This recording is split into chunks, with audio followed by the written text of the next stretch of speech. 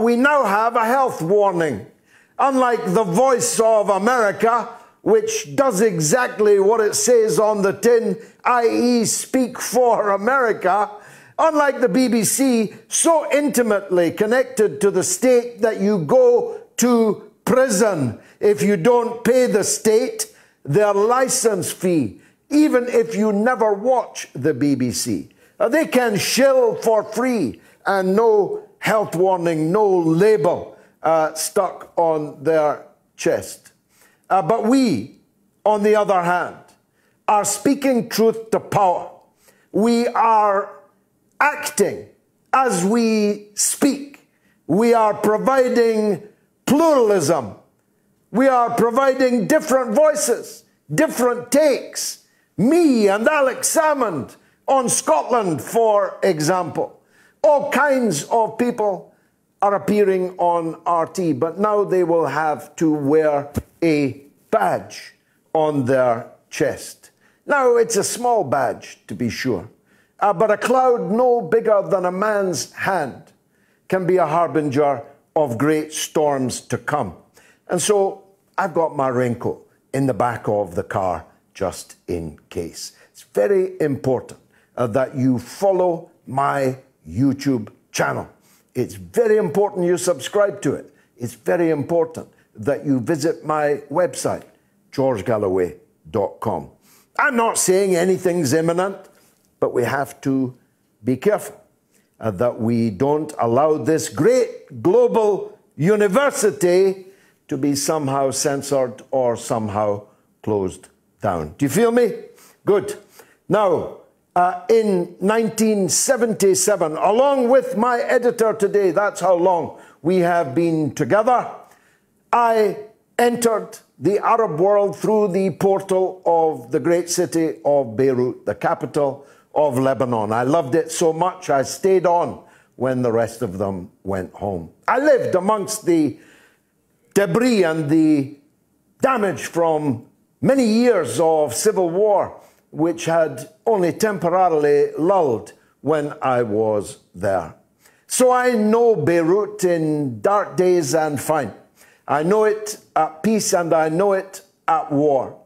The famous, legendary ingenuity and indefatigability of the Lebanese people has allowed them to drag themselves off the floor many, many times and rebuild this jewel of the Orient, which Beirut and Lebanon represents. It's not just the beauty of the countryside, where you can ski on the mountains in the morning and water ski in the Mediterranean in the afternoon, both of which I myself have done. It's not just the remarkable personality of the Lebanese people. It is the fact that it is a fragile, confessional, cross-sectarian community of people, which was set up by imperial powers, France, about which more later, which divided Lebanon from its mother in Syria and made two states of one piece of Arab land. A familiar prescription, which we have seen in many other places. But never mind Sykes-Picot. The Lebanese people have been making a go of it in the most extraordinary circumstances for a very long time. To be sure, the Lebanese government, all governments in Lebanon and across the Arab world, are run by crooks. To be sure, corruption is endemic in the Lebanese state. But just as the bumblebee, according to the laws of aerodynamics, cannot fly, its wings are too short, its body too heavy, according to the normal laws of politics and economics, Lebanon could not survive, but survive it has. It has an extraordinary political system, which is one of the main problems for the vultures that have landed, literally, in Beirut over the last few days. Principal amongst them, little Bonaparte Macron, whose own streets have been burning for over a year, his own security forces leveling out atrocious violence against his own people. But he's landed in Beirut as the saviour, the colonial power returned. But the problem for Macron and for President Trump and all the other vultures that are gathering is that they cannot call for democracy in Lebanon. And I'm going to explain why, because I discovered in the last couple of days a very large number of people don't know why. You see, the president of Lebanon has to be a Christian, according to the Constitution. The Prime Minister of Lebanon has to be a Sunni Muslim. And the Speaker of the Parliament, the least important of these three positions, has to be held by a Shiite Muslim. Now, the main problem with that is that since that scheme was drawn up, the Shiites have become, perhaps they always were, overwhelmingly the biggest community in Lebanon.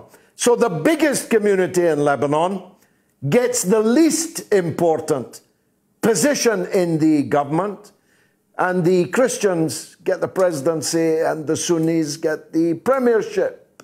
So if you had one man, one woman, one vote in Lebanon, then Said Hassan Nasrallah would be the president, in a landslide, actually. But Hezbollah don't want political power in Lebanon.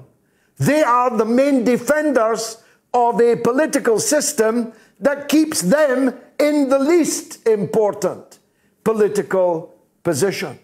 Because they know that to tamper with this extremely fragile sectarian schema risks all-out civil war and the total destruction of the country. And that's what they don't want. So Trump and Macron, unlike in other places, cannot demand one man, one woman, one vote for Lebanon, because that would lead to the overwhelming victory of the political force that they like least. So what you have in Lebanon is an alliance between the Shiite blocs of Amal, led by the Speaker of the Parliament, Nabih Berri, Hezbollah, and the Christian General Aoun, who is the president of the country. Now, you can imagine that that is a powerful bloc, and that's the problem. It's a powerful bloc defending Lebanese sovereignty from those who would transgress against it. It's a powerful bloc stopping the rise of the very Al-Qaeda, ISIS, and other Islamist fundamentalists in Lebanon that rose and rose and rose with Western support in Syria. And so we're asking on the poll right now, will Lebanon become the next A, Ukraine, B, Hong Kong, or C, Syria? And Syria is running away with it. 65% of the vote so far. And that's the game, ladies and gentlemen. Having failed to achieve regime change in Syria, the Syrian Arab army and people and their allies, having defeated ISIS and Al-Qaeda in Syria, they want to have another go in Lebanon and see if they can't take down both Lebanon and Syria with one bowling ball. Do you get me? That's what's going on in Lebanon. Of course, corruption. Of course, crooks. Of course, malfeasance. And of course, above all, who left 2,700 tons of ammonium nitrate in a warehouse in the port of Beirut for 7 years? Who left it there? But just as importantly, who brought it there? Whose ammonium nitrate was this? To whom was it being sent? The ship from which it was confiscated was a Moldovan registered ship, because of course Moldova is a big maritime power. But the owners of the ship were Ukrainian. So we have a Ukrainian ship registered in Moldova, docking in Beirut, 2,700 tons of one of the world's deadliest explosives, confiscated and left in the warehouse in the port of Beirut. Big questions, those, aren't they? Where was the destination of that explosive? Why did it dock in Beirut? My own theory is this. We'll test it with a real expert in just a few minutes.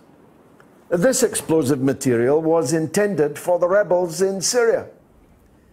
It was destined for Al-Qaeda and ISIS. It was part of the regime change operation in Syria. But it was intercepted and taken off, and then nobody did anything about it. But how did it explode? Was it a fire in a fireworks factory next to it? Was it, as Donald Trump said, a bomb, an attack? Or was it a pure industrial accident of utterly devastating proportions?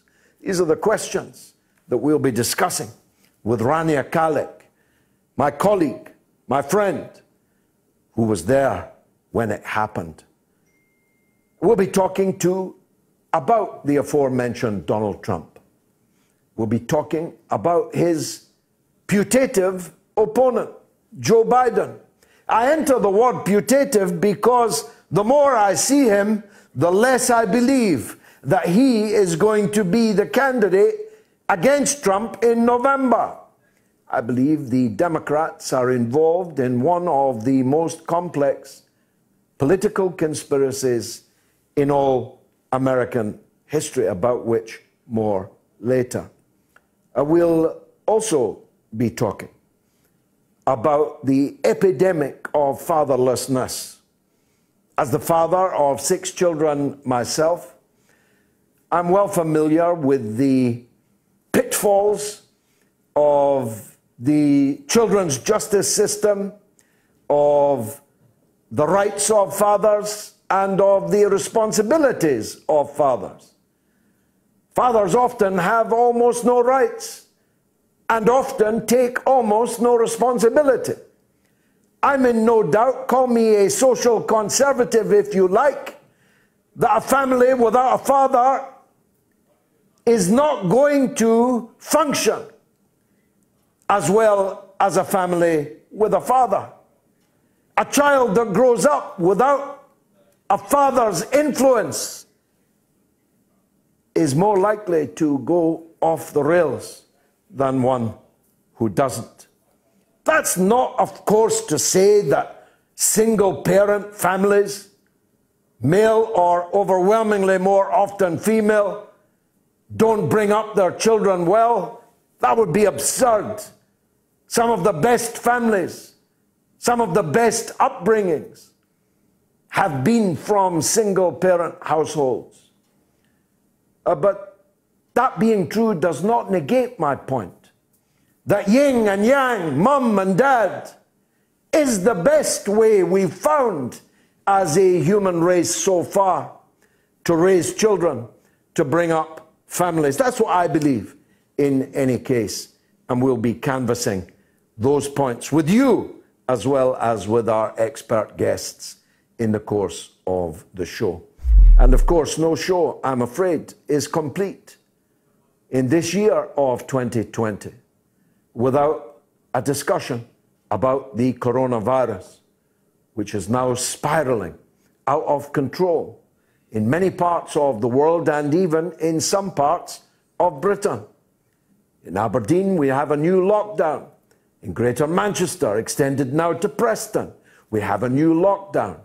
We have people in their tens, scores of thousands, cheek by jowl, on beaches in England right now. I don't know where they go to the toilet, by the way, but then that's just the kind of silly thing I wonder when I see them. But my main question when I see them is, if you're not maintaining social distance, if anybody on that beach has got the coronavirus, you have a very real chance of catching it, just as the people in Aberdeen did when they went to a pub innocently, as they were entitled to do just last week. And now the whole city and the whole economy is locked down. We'll be talking too about Ghislaine Maxwell and Jeffrey Epstein. Now, I'm no stranger to sexual deviancy. I spent nearly 30 years in Parliament, which was full of it.